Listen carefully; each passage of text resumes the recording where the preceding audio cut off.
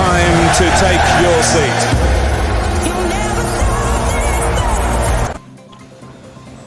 بسم الله الرحمن الرحيم والسلام عليكم ورحمة الله تعالى وبركاته. دعوة كسر دعوة برامجك عيارها وأتك دعوتان تيفيجا عصبلة تي في أذان وكله برامجك إنه كأجنو سوق اليبسية عيارتويدا مادام حلقاني أي تاي حلقة وفرنا سوق اليبسية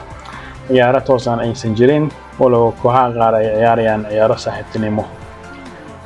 وحنا يجي دونا ناديدا كبدا عكتي غارد يوروب سود كميسانيان سوق اليبسية xilligan xagaaga ah ayagoo isku diyaarinaya horyaalka Ingiriiska iyo sidoo kale horyaalada kale qaaradda Yurub sida horyaalka La Ligaha Spain kan Jarmalka Bundesligaha Serie A Talyaaniga iyo waliba kan Faransiiska ee la yiraahdo Ligue 1ka waxa lagu magacaabaa the top 5 leagues in Europe shanta horyaal ee ugu sareysa qaaradda Yurub warka ugu dambeeyay suuqa leibsiga naadiyada qaar ayaa sameynaya wax loo yaqaan headlineska ama ku qoran wargeysyada ama baraha bulshada lagu hadalhayaa ciyaartooyda ay la soo seexanayaan xil ciyaareedkan iyo kulamada ay ciyaarayaan caawa iyo berito kale waxaan rabnaa inaan ku faaqiidno naadiyada qaarna suuqa active maaha ma joogaan ciyaartooy badanna kama iibsanayaan ama waxay sugayaan waqtiga ku habboon ee ciyaartooy ay wada hadal la galaan ama la soo seexdaan aynu ku bilownay kooxda kubadda cagta ee Chelsea ayaa baryahani waxa ay ka haystaa kooxda kubadda cagta Barcelona ayaa muuqata ciyaaryahanka Chelsea ay doonayso inay ayadana ay doonayso sidoo kale waxay ahayd ciyaaryahankii hore ee Barcelona la wareegtay oo ciyaar jireedis ee Liga Rafinha haddana waa ciyaaryahanka difaaca u ciyaar kooxda Sevilla ee la yiraahdo Conde Barcelona ayaa ciyaaryahanka heshiis rasmi ah la gaartay shakhsiyan ah balse waxay sugaysaa inay mataqaanaa dalabka gudbiso Chelsea dalab ay gudbiso mar hore ilaa hadda dalabkeeda laga soo jawaabin kooxda Sevilla way ku dhageysatay Chelsea hadduu dalabkaasi laga soo jawaab waayo sida ugu dhaqsiyaha badan way ka tagaysaa inay doonayso ciyaaraanka ay doonaysay waxay raadinaysaa fursado kale iyo ciyaartooy kale ee la soo seexato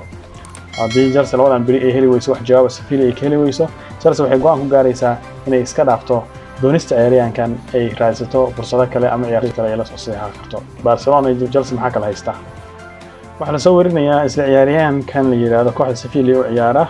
Jose Conde la yiraahdo in kooxda kubadda cagta ee Barcelona ay wada hadal toos ah kula jirto kooxda kubadda cagta ee Sevilla si ay u soo seexaleen ciyaaryahanka Barcelona ayaa doonaysa in ay kooxda kubadda cagta ee Sevilla ay siiso lacag gaaraysa 50 milyan oo euro sidoo kalena 10 milyan oo euro ay u bixi doonto qaab loo yaqaan ciyaaryahanka qaab ciyaareedkiisa qaab ku xiran Chelsea ayaa gudbisay ciyaaryahanka lacag ku dhow 60 milyan oo euro balse Barcelona ayaa u muuqata lacag inta ka yar in ciyaaryahanku doonayso ciyaaryahanka ayaa doonaya inuu ciyaaro kooxda kubadda cagta Barcelona maadaama uu la gaaray heshiis shakhsi ah marka waxay noqonaysaa in mataqaanaa maalmaha soo socda ay dhici karto in ciyaaryahankan uu ku biiro kooxda kubadda cagta Barcelona sida ay ka hadlayaan khabiirada kubadda cagta markay ka hadlayaan kooxda kubadda cagta ee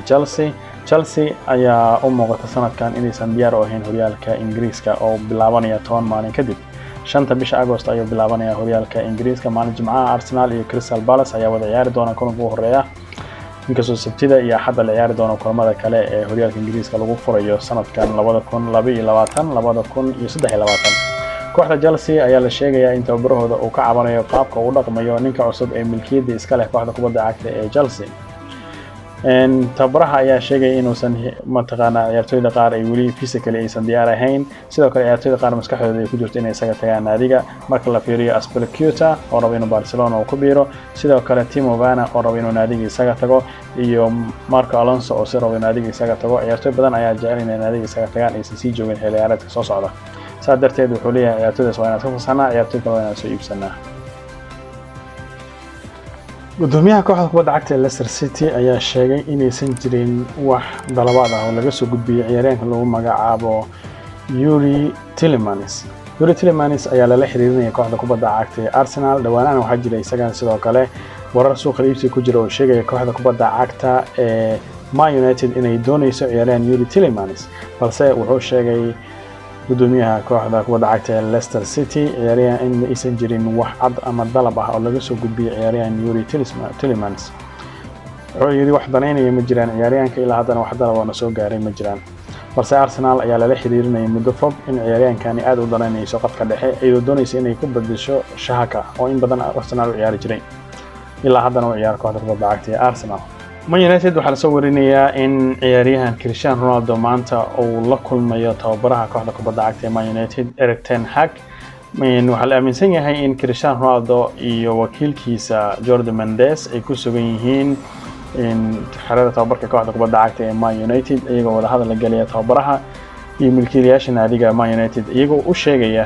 in Cristiano Ronaldo still uu doonayo inuu naadiga ka tago si uu u ciyaaro Champions League balse kooxda kubadda cagta Man United ayaa ku adkeysanaysa inaysan iska iibin doonin ciyaaryahanka Cristiano Ronaldo.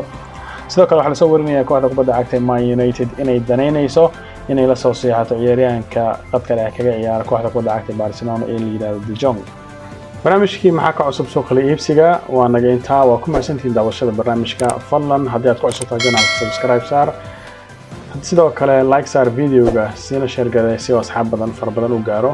oo ku mahadsan tahay daawashada barnaamijka iyo la socodkiisaba intaan barnaamijkan mid lamid ah ku kulmi doona waxaan idinku dhaafayaa sidaa iyo nabadgelyo.